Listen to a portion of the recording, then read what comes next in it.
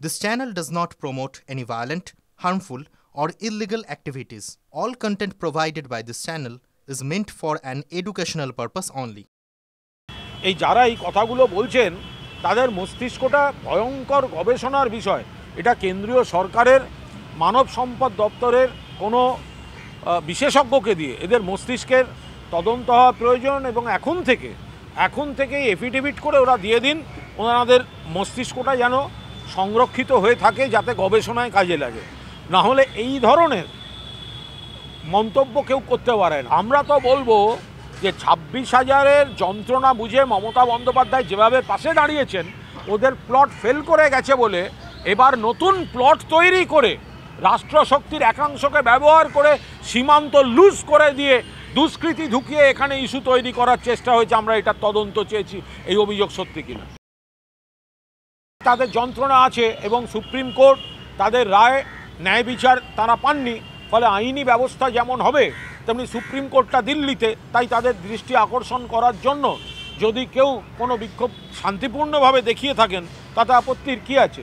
Supreme কোর্টের রায়টা CPM বিজেপির চিত্রনাট্যের রেজাল্ট এবং ওই রায়েতে আমরা বিচার ব্যবস্থাকে সম্মান করি, কিন্তু ওই রায়েতে ন্যায় বিচার হয়নি, আর ন্যায় বিচার না হওয়ার ফলে বহু সংখ্যক মানুষ বিপদে পড়েছেন। যদি মুখ্যমন্ত্রী কারুর ক্ষতি হলে ক্ষতিপূরণ দিতেই যাচ্ছেন, আপত্তি। আচ্ছা, শুভেন্দু অধিকারী লজ্জা করছে না বলতে?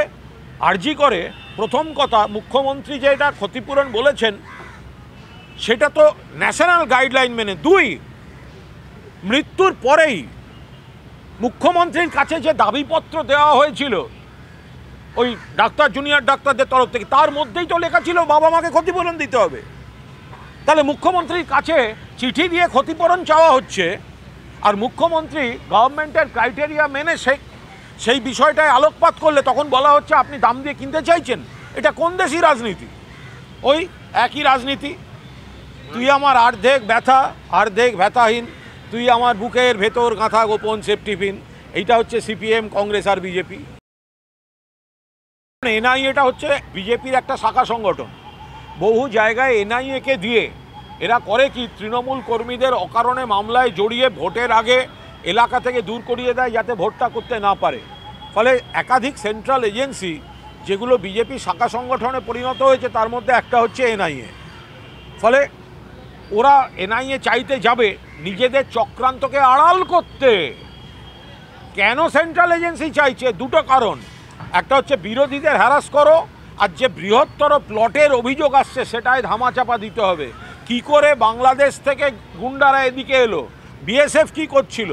বিএসএফের ব্যর্থতা নাকি বিএসএফের একাংশের সহযোগিতা? তদন্ত চাই, আমরা বলেছি তদন্ত চাই। এগুলো ধামাচাপা দেওয়ার জন্য এইসব এনআইএর কথা বলছে। ওয়াকফ বিলের যে খারাপ দিকগুলো সেগুলো কে তৈরি করেছে? সেগুলো তো ওরা তৈরি করেছে, কেন্দ্রীয় সরকার। তাহলে যান দিল্লিতে যান, কেন মনে নেই যখন ডিএল লোকেদের নিয়ে বিজেপির শাখা সংগঠনের বাড়িতে রাখার সময় দিল্লি চলো বলে দিল্লি নিয়ে গেছিলেন, তখন কেমন লাগছিল তখন দিল্লি যাওয়ার কথা লোককে উস্কিয়ে চলুন দিল্লিতে গিয়ে অবস্থান। তাহলে এখন যেতে দেবেন না কেন? দিল্লি কি কারোর বাবার সম্পত্তি নাকি?